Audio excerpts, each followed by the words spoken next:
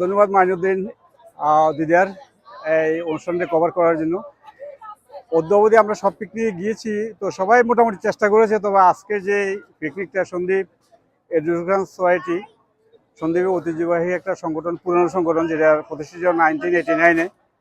তো আজকে এই অনুষ্ঠানটা এতই ভালো লেগেছে, আমি না শুধু, এখানে যারা এসছে মহিলা পুরুষ সবার কিন্তু একই অভিভক্তির তুলনামূলকভাবে এই অনুষ্ঠানটা তারা সুন্দরভাবে এনজয় করেছে।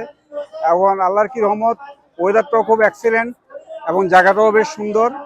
এবং খাদ্যের তো যাদের যে আপ্যায়নের কোনো তুলনা হয় না।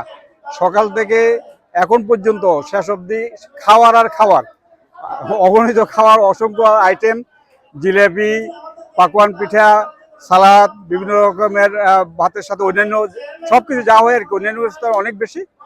তো সুন্দর লেগেছে এবং আশা করি এই অর্গানাইজেশন সামনের দিকে উত্তরোত্তর সমৃদ্ধি লাভ করুক এবং সবাই যে সুন্দরভাবে করেছে সবার মধ্যে বাচ্চা জীবন অটুট থাকুক, এই মিলন মেলা যেন সবসময় থাকে সে আশাবাদ ব্যক্ত করছি।